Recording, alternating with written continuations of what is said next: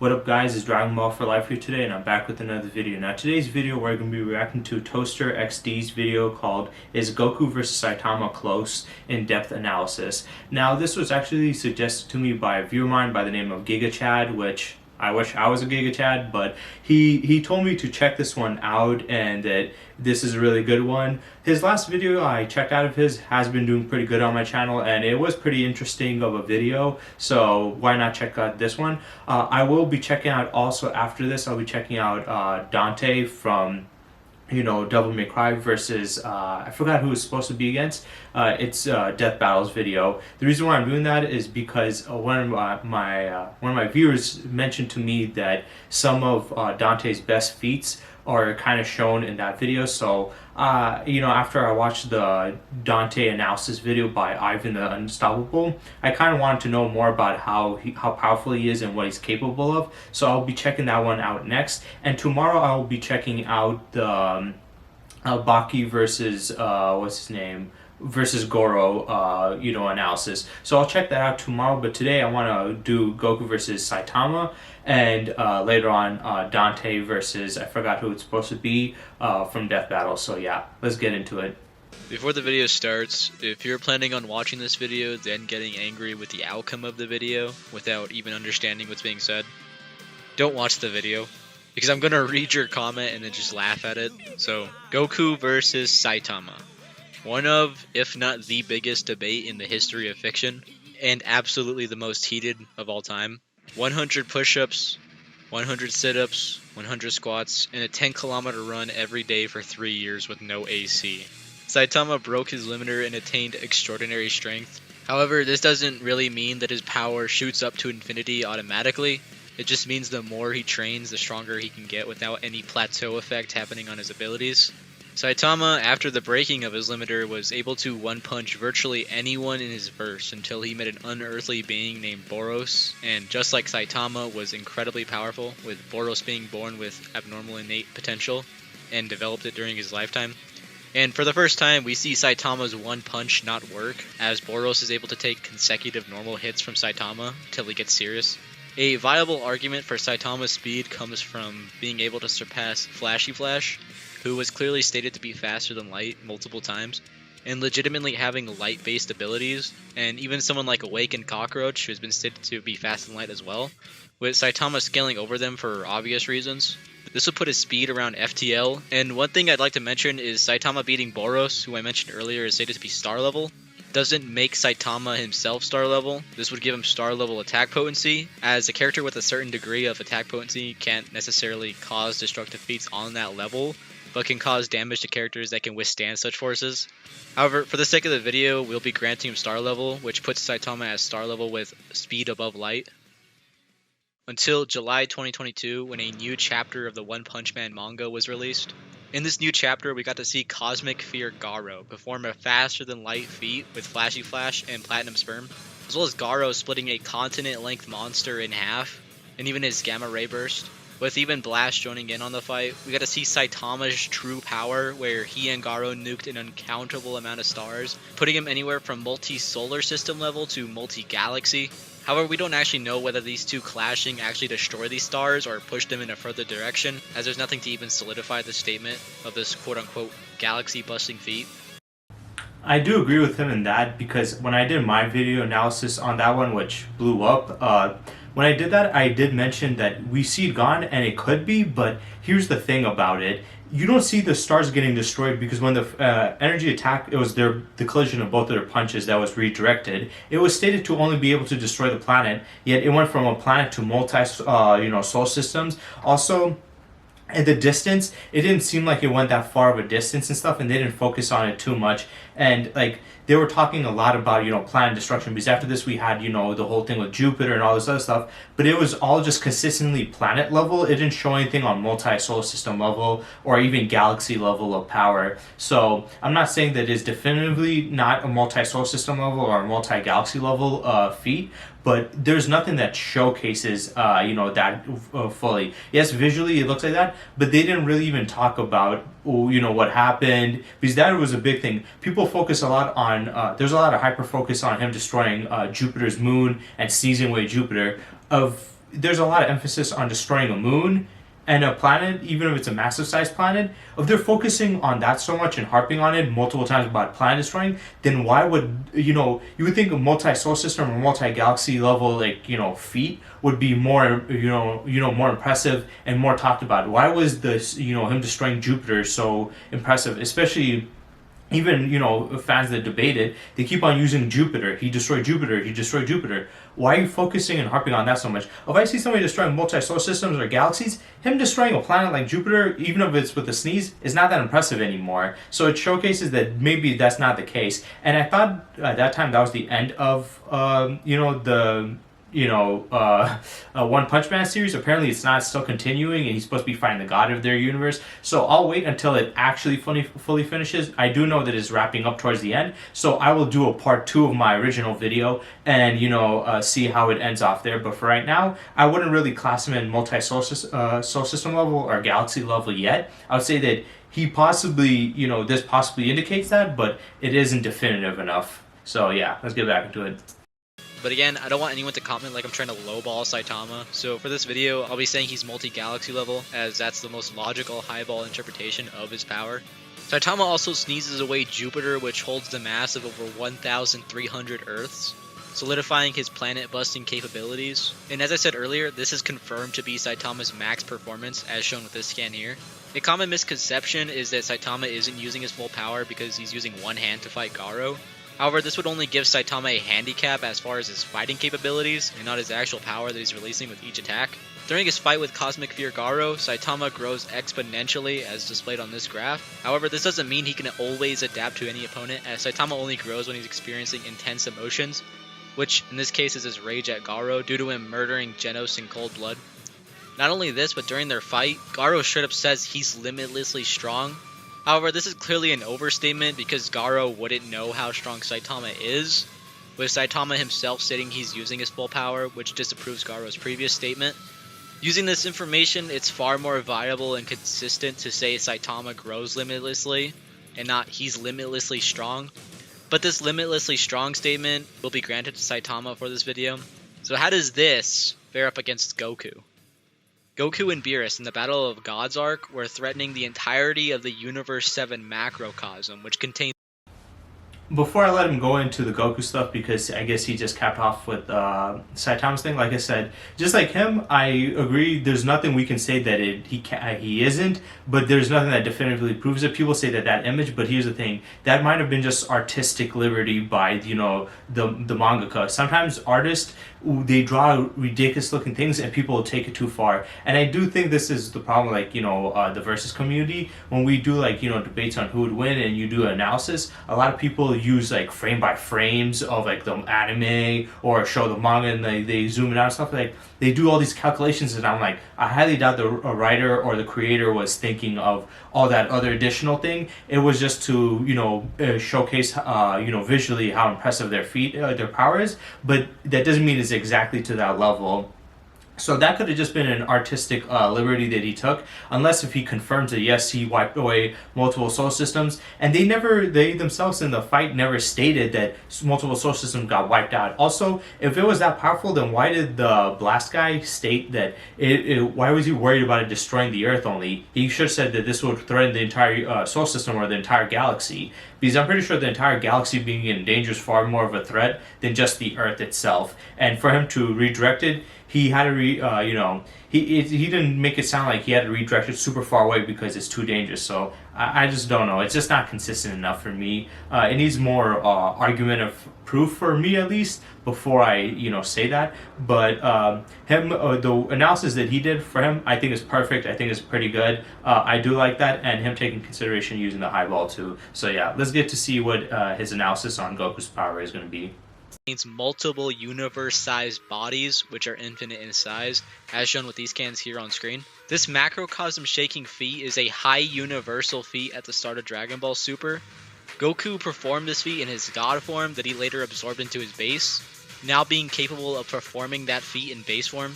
During the Tournament of Power, Goku went toe-to-toe with Jiren, who surpasses Zamasu in his infinite state that engulfed the entirety of Trunks' timeline and even seeped into the main timeline. Goku then proceeds to win against Jiren at full power, and as I mentioned earlier, Goku absorbed his universe-shaking feat into base, then being capable of multiplying his power by many times just by transforming, with Super Saiyan 1 being a 50 times multiplier, Super Saiyan 2 being a 2 times multiplier off of 1, and 3 being a 4 times multiplier off of 2, which essentially means he's able to become 400 times stronger off his transformations alone, with this stacking onto his godly base form. And this isn't even accounting for his god forms. As for speed, Goku is far beyond the speed of light, traveling through hell, which is calculated at 4.38 quadrillion. I don't know why he's using that feat, because that feat was filler, so it was not canon. So I don't know why he's using that. I mean, there's countless other feats he could use for his speed, but to use the one from a non-filler one, and that's like, because if you're going to be doing debates and stuff, just know that people are trying to find arguments or faults in your logic, so they can dissect it and say you're wrong, which I understand it's reasonable. I mean, you're not just going to listen to somebody saying this and that and they're that powerful and just just accept it and not question it. So definitely this is one of those things that it can be questioned by saying, well, this is, it's from a filler, it's not the actual part of the continuity, so it's not canon. So there could be a bit of a problem there. So for me personally, I know there's no definitive canon of Dragon Ball or filler or whatever. I know Geekdom 101 always says that, but for me personally, of I'm doing these videos, I would try to steer clear of filler, especially if it's just pure filler. If it's like a kind of filler thing that's just extending off from the manga, but just a little more, I don't think that's too bad. But when it's like completely like this, like something that was never ever present in the manga before, I wouldn't use. So for me personally, I would avoid using fillers unless, like I said, if it's just like a scene that was shown in the manga, but just additionally onto it, because then it can muddle things up, especially if it's not consistent with what we see throughout this series. That's what always matters in these debates, which I want to keep on preferencing over and over again in these videos, because I want to get the message across is consistency. Don't use high balls, don't use low balls, because low ball, then you're just a hater and you think that they don't deserve that. High balls, you're just a fanboy and you're wanking. But if you do in middle, then no matter how they feel about you, they have to be they're gonna have to at least respect your analysis, because you're not hating on that character, but you're also not over exaggerating how powerful they are. So that was the only real mistake I've seen right now. Trillions of times faster than light itself, and this was during the Buu saga. I've seen people downplay the speed of Dragon Ball characters by saying that Dispo was only the speed of light, and the idea of Dispo being the only Dragon Ball character to move at the speed of light, or surpass it, is a misconception that comes from how his high speed mode, or his sometimes translated as super light speed mode, or something else along the same lines. The speed of light is not specifically referenced in the original name of the technique, and even in OG Dragon Ball, Goku as a mere child was shown dodging lasers. He isn't aim dodging as shown in the second scan, he's clearly upside down and not moving when it's fired. A laser will travel at the speed of light shown with this calculation, and a laser is only light, so it travels at the speed of light. Goku in Dragon Ball was able to dodge Tien's solar flare, an attack that is pure light, and has enough time to get Master Roshi's glasses and then dip. So Goku as early as before Z is faster than light itself. Goku in the Frieza saga. Okay, problem with that. When people talk about that, it's kind of confusing, because it's not kind of confusing, it's kind of complex. Because yes, there are people that doubted, saying he aim dodged, so he saw it and then he thought accordingly to it before it happened. That's not the case, because the first time when General Black fired the laser, Goku didn't even know what was happening, so he dodged it right there, so it's not aim dodging. Second time it happened, he was dizzied and General Black already fired off the laser and it was almost about coming close to hitting him, so it doesn't matter because he dodged only after it was already fired and pretty close. So that would put him at light speed. And then the Tien thing, the same thing. People like to say he was aim dodging, but he didn't. He didn't know, was pre-planned this, but he only moved after Tien does the solar flare. You see it in the manga panels, and you see in the anime. But the problem with that is, like I said, consistency. A lot of these writers, sometimes they can write stuff that don't make sense, sometimes make the character sound stronger or weaker, and we've seen it. And if we were to accept everything, then these characters would have ridiculously high ball feats and ridiculously low ball feats, and it's like, well, where do we go with it? That's why I like to stay on the consistency level, because those speed feats, though they are prevalent in there, just know they're inconsistencies because they don't make sense. Logically, let's be honest, Goku as a kid should not be faster than the speed of light. For me personally, I think when he actually was able to move faster than the speed of light was in the Frieza saga. Once when he fought against Frieza, I think that's when Goku became faster than light, and Frieza was well above faster than light being himself. So I think that's where they got faster than light, but to say, early on Dragon Ball Z or even Dragon Ball, I think is too preposterous. Because if you look at the feats consistently for Kid Goku's feats, and even as when he got older and turned into his like teen self, Goku's feats most consistently were at supersonic, then hypersonic, then massively, then hypersonic plus, then massively hypersonic. I would put Goku by the end of Dragon Ball at massively hypersonic plus, but I would now put him at light speed because we see him. He's constantly just dodging bullets, rockets, explosions. So stuff on that range, which are closer in the same level speed. But the light speed one was just completely too much of an outlier. It was a high end outlier, which was completely out of the range of his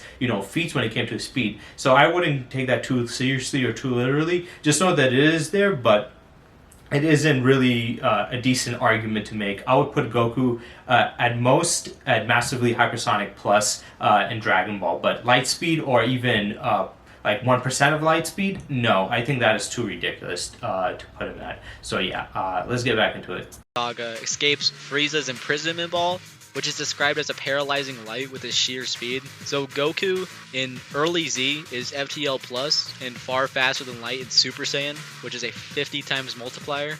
The question then isn't can Saitama beat Goku, but it becomes can Saitama beat Buu Saga Goku? Or Cell Saga Goku? Hell, can he even beat Frieza Saga Goku? With Buhan screaming so hard that he began to create distortions in the space around him, eventually covering the entire living world and eventually wiping out the universe. This scream was actually concentrated by Buhan, and Vegeta just straight up tanks his dimensional tier attack, with Super Saiyan God Goku at the start of Z being stronger than this Vegito. And this Okay, I agree 100% with him on the speed feat from Goku with Frieza's light thingy. That definitely was one of the reasons why I feel like he was faster than light. Also, the Death Beam moving so fast that they were frozen in time, and these guys have like super heightened senses that are faster than the speed of sound by multiple times. So they can move that fast, way faster than our brains, and they couldn't perceive it, then it would have to move at light, his attack. But also, yes, the paralyzing beam, because if you saw when I did my video analysis on, how strong are the Dragon Ball characters on my part 2 one, I did cover Dragon Ball Z, and I was showcasing all the manga panels from Dragon Ball Z, showcasing all the most ridiculous feats, and it had Goku not only leaving the explosion the moment it, went off, because he was, paralyzed until it touched the ground. But the moment it touched the ground, he was unparalyzed, and the explosion went off. So instantly, he would have to move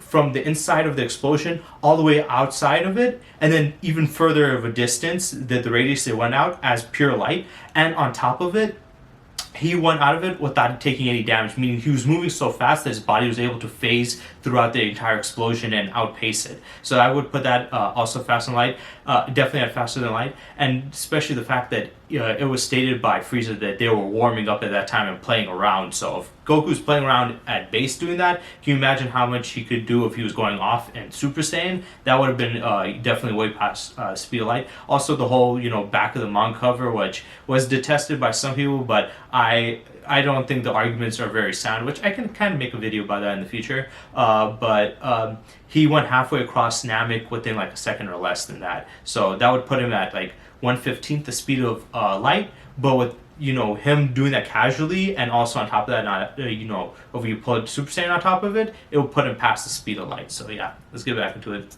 This perfect cell being stated to have infinite power, which by One Punch Man fan logic means true infinity, and Goku embarrassing Cell in the afterlife in the next arc of Z. So no, Saitama doesn't have a chance at beating Buu Saga Goku, let alone full power Goku from the current ongoing Dragon Ball Super manga. And just to get these arguments out of the way, people claiming that he's a gag character or something are just stupid and aren't actual watchers of the anime. A gag character is someone who is unbelievably powerful for comedic effect. Saitama beating someone in one blow isn't funny. Arale a real gag character because she's stated to be one. She splits the earth in half in one scene and it comes back together in another. A show having comedic scenes doesn't make the character a gag.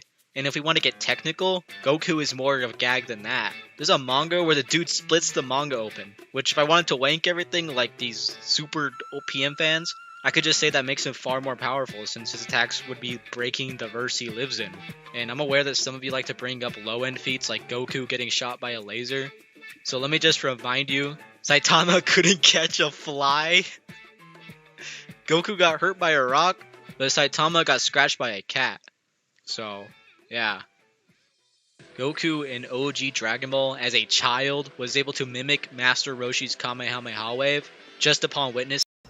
Okay, so yeah, let's go through a couple of other stuff. I don't want to keep on pausing too much. I want to let it play out, but there's so many interesting things I want to talk about. The whole thing that he mentioned about the Buhan destroying the universe, that was only shown in the anime, not the manga, but he did bring up like one of the manga guides, so maybe I guess that can use for an argument. I'm not saying that he can't do it, it's just that it wasn't shown in the manga, but it logically he should. Buhan is infinitely stronger than Super Buu, and Super Buu was able to rip a hole through between dimensions just by screaming. So if he was to full power go out, it makes sense that he was able to tear holes between multiple dimensions and have them all collapse on themselves. So I agree with that. I do like how he mentioned the whole gag thingy, him being a gag character. I've said it before, he's not a gag character, he's a parody character. Parody characters are basically characters that are joking or mocking about, something that they come from. Like, let's say action movies. There's parodies of action movies where they're making fun of other action movies and, tropes and cliches. Same thing with comedy movies or what's the thing called? Or romance movies. Those are parodies, and that's the same thing about Saitama. He's a parody of manga characters where they get ridiculously overpowered from just basic training and they beat all their opponents easily and just over the top. That's what a parody character is. A gag character like Arale, like he said, 100% two different characters. If he was a gag character, he would be more akin to her, where the story wouldn't be serious. Dr. Slump is not a serious story. It's a ridiculous story. Like I mentioned in my video, why you shouldn't do Toon Force versus gag character, because because those characters are kind of ridiculous for the sake of being ridiculous, because it's supposed to be fun. Whereas Saitama, he's supposed to be ridiculous, but he's supposed to still be serious enough and consistent enough. Whereas her and gag characters like her, they don't care about it because nothing matters. It's just about showcasing ridiculous stuff with their powers. I mean, she was able to crack the sun in half. How do you crack a star in half? You can destroy a star or dissipate it, but you cannot crack it. It's not a solid object to just shatter like that. So that's illogical, and that's because she's a gag character. She can do that. But Saitama, even him, blowing away Jupiter and stuff, it's reasonable. Is some logic thinking, even if it's more extreme than that. So yes, I do not think he's a gag character. He's definitely a parody character, which is two different things. Also, I do like how you mentioned the fact that people will probably bring up Goku's low end feats of him getting shot through a laser and the rock stuff. And he's like, well, Saitama has them too. Every character has some low-end feats. We had Thanos getting arrested by cops and beaten by crooks. We had him losing to Squirrel Girl. We have a bunch of ridiculous stuff that happened. We had Superman getting hurt by a laser gun, getting branded by some space cowboy. So even the most ridiculously powerful characters, especially if they have a long-running, issue and stuff, can have, lower-end feats. That doesn't mean that they're weak. Like I said, there's outliers for high ends and low ends. We should try to avoid those as much as possible and focus on, the consistent feats that we get from them. Also, I do want to mention that he also talked about that is interesting is about the whole gag thing. I 100% agree with him. I think people need to understand that some of these shows are supposed to have some comedic stuff elements in it. So not everything we see is serious or should be taken literal. Some stuff are more comedic, like Goku getting hurt by a rock. That's a comedic scene. That's not a literal scene like, oh, let's analyze this. Is Goku, could he get hurt by a rock when he's not, having his guard up? Like, no, don't take it that serious. It's really not that, nothing like that, Yeah, there's countless characters that they do that. Whenever it's like a gag scene, you need to take into consideration that this is for a joke and not meant to be taken serious. Like the whole baseball episode in Dragon Ball Super, we had like the whole thing with Yamcha and stuff. Like, come on, let's be honest, that's not reasonable. None of that stuff made any sense. It was just for fun. So yeah, we need to take that into consideration. Of a series is more comedic, they're gonna have gag moments. They're gonna make them look weaker, but those gag moments are not serious moments. So you shouldn't take the analysis from it either seriously. So yeah. Missing it. And this isn't because Goku is an alien or a gag, because even the other characters like Tien are able to do the same thing later on. Goku being able to master and learn styles that would take an average fighter decades or centuries to learn in just a few seconds. And this is also shown when he joins the Otherworld tournament, where he fights warriors with much more experience than himself, just for him to adapt to them in a few moments. And the famous technique, Kaioken, is a technique no one has even learned, and Goku learned it relatively quickly. Hit, a 1,000-year-old assassin from an entirely different universe, who can literally skip through time and one-shots Vegeta in his blue form, who scales above Goku's high universal god form from the first arc of Super, just from targeting his pressure points alone. In the first encounter in the Universe 6 tournament, Hit isn't allowed to go all out and kill him. However, the next time they fight, despite Hit's hacks abilities and his fighting intuition and precision, Goku is able to counter Hit in his base form, despite the 1,000-year difference in experience. Goku then straight up tells Hit that he's predicting him so that he'll time skip and change up, to no avail. And Goku is still able to anticipate Hit's movements, and Goku has trained for longer than Garo has been alive. With multiple mentors, including literal martial arts gods, he has fought dozens of opponents from all over the multiverse, analyzing and learning their fighting styles in short periods. He learned techniques that took decades to develop in mere seconds. And the reason I'm bringing up Garo is because of the argument that Saitama is more skilled than Garo, and people for some reason think that Garo is more skilled than Goku. This argument is wrong on so many different levels and isn't valid, as Saitama himself stated that he's so much stronger than everyone else that his skill doesn't matter. And even in an arc entirely centered around Saitama learning martial arts, he legitimately gets depressed because he doesn't understand it. Saitama's the same dude who can't even play sports because it's too much and only runs. Immeasurable speed is a form of speed above that of infinite speed, and many people like to believe that Saitama using this time travel technique to spin himself back in time is a form of immeasurable speed. However, Garo himself even states that this is done via technique. It allows him to use abilities that a average character wouldn't do. And there's speculation about Saitama potentially losing this power after he went back in time, which is interesting.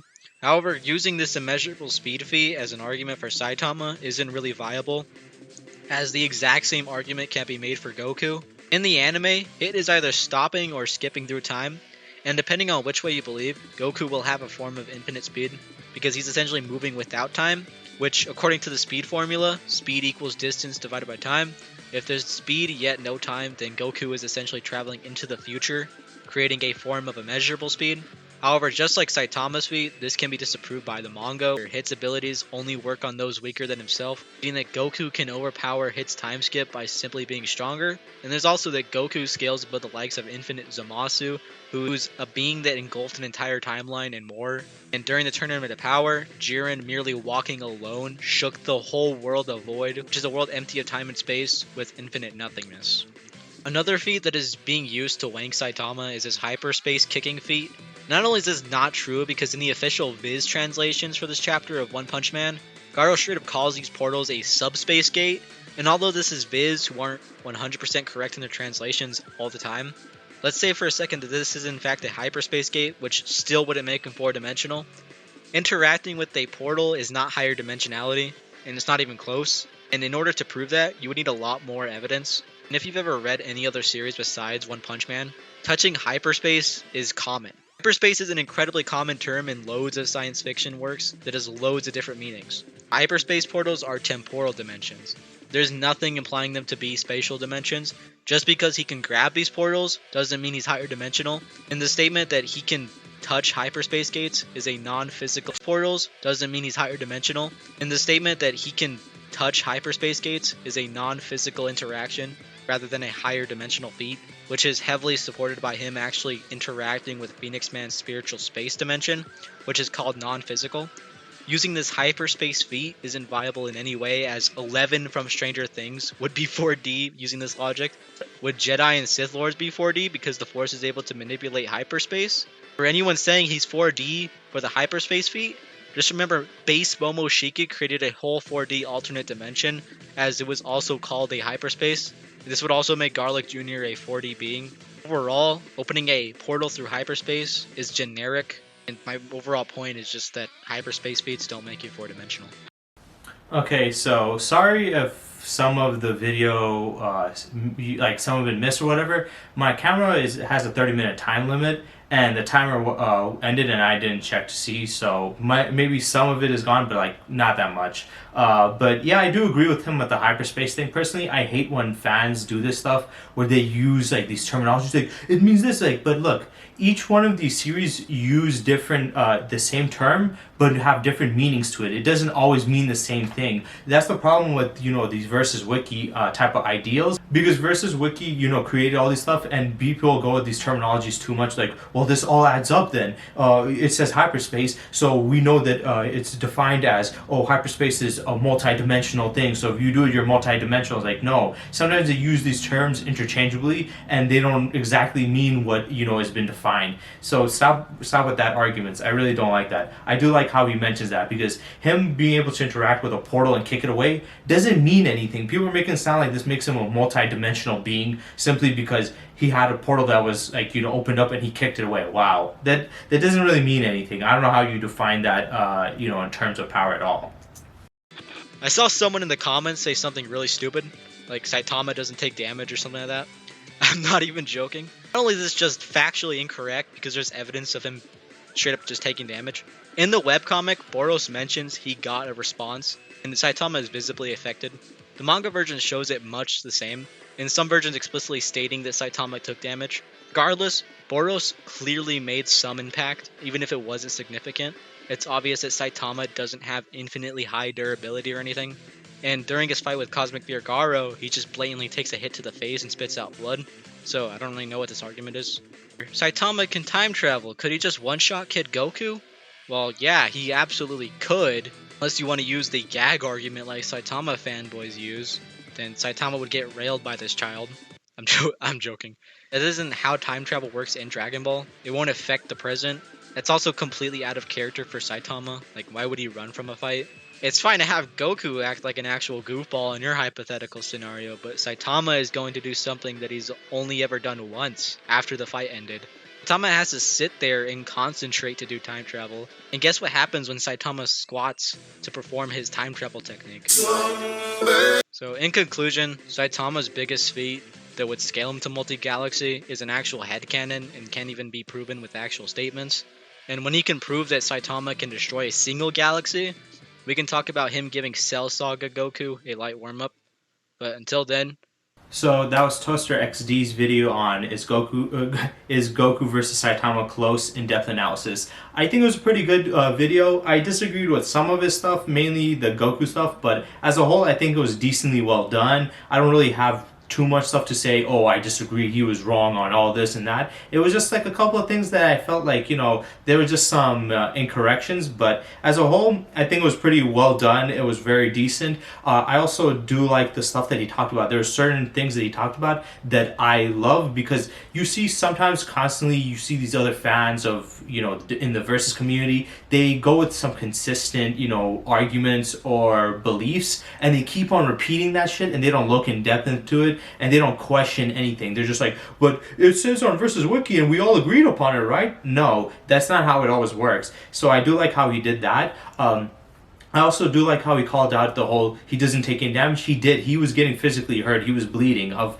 your bleeding, then how the hell would you not take any damage at all, you know? Saitama can't take damage because, like, we know at this point, Saitama's strength, speed, and durability are not infinite. He has a potential to grow infinitely, but that's what, like, mostly any anime character. Goku and the Dragon Ball characters, especially the Saiyans, have always had the potential to grow infinitely. That doesn't mean shit. They can still lose to countless other, you know, beings beings just because they can grow infinitely. Obviously, his one is a little bit different, but even then, we've had characters like with Hit or with Broly or with Goku Black who've had exponential growth and power and still lose and not be unbeatable. So that also still doesn't matter anyway in the end of the day. So I do like this video. I think it was great. I do like also how he talked about the whole multi-galaxy level thing and solar system level thing. It's like, it's weird. How do you go from planet level to multi-planet level to instantly multi-galaxy level? That's an insane jump in power and feat, and you have to make some consistency.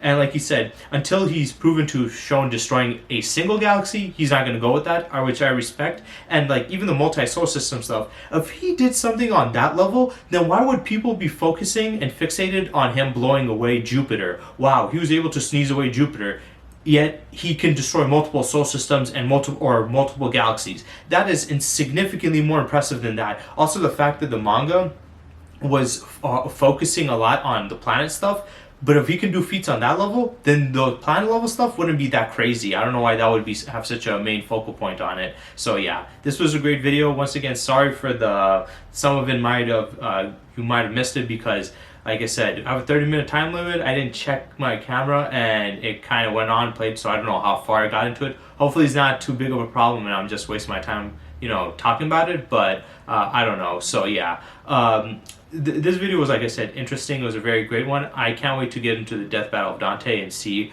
what they're going to say about his feats, because like I said, I don't know enough about him. I want to know more about him, but maybe I might have some input into what he's capable of.